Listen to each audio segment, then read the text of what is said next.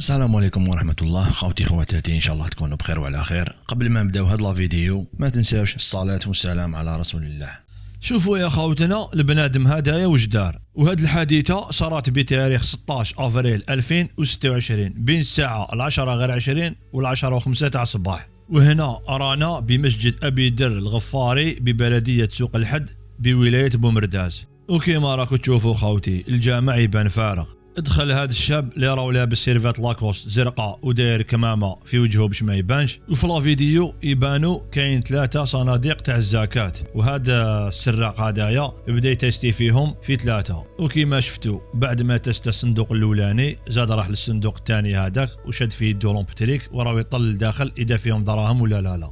وبعد ما شاف الصندوق الثاني زاد راح للصندوق الوسطاني وشعل لومبتريك وزيد يشوف اذا فيه دراهم. والحاجه اللي حيرتني كامل يا خوتنا في الفيديو هدايا بعد ما شاف الصنادق في 3 راح دار روحو يصلي، ما على باليش دوك اذا سمع حس ولا كبر تكبيره الاحرام على اساس راح يصلي الجركعات، لا ما على باليش مباشره تم راح لصندوق الزكاه الاولاني اللي تسته في الدخله، وراح يمشي وكانه يعني راه في الصلاه داير يد على يد ويمشي. وشوفوا الحق للصندوق وزاد يعني فيريفا اسكو هو، وبعد ما فيريفاه كي كان رايح مشى واحد 4 خطوات هكذاك ولا، وعاود رجع باش يتاكد باللي هذاك هو الصندوق اللي راح يسرقوا. وهنا كان رايح كيما راكم تشوفوا، دوك ما على بالناش وين راح، ما نعرف واش راح يدير. المهم لا سويت على فيديو جاب واحد السلك الله اعلم، وهنا فيديو من زاويه اخرى بعد ما جاب سلك غارفانيسي كيما راكم تشوفوا واستعمل لامبتريك ديالو وبدا يجبد في دراهم اللي كاين في الصندوق.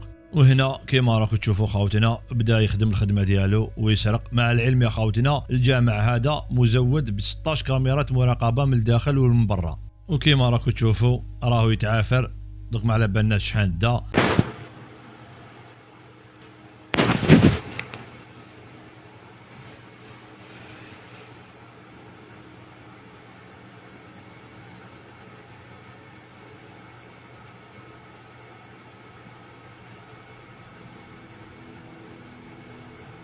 وهنا بعد ما قام السراق هذا بالعمليه ديالو قلنا باللي المسجد هذا مزود ب 16 كاميرا مراقبه، وهذه الزاويه يعني تاع الكاميرا الخارجيه حكماته كي كان خارج. تبعوا معنا خوتنا هنا كي سرق وجا رايح، والله لا تربحوا وحسبنا الله ونعم الوكيل.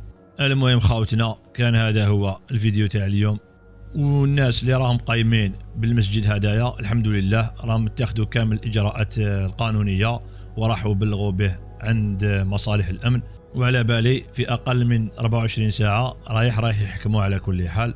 المهم خوتنا كان هذا هو لا فيديو تاع اليوم، كالعاده خلونا اراكم في التعليقات. نتلاقاو في فيديو جديد ان شاء الله، والسلام عليكم ورحمه الله وبركاته.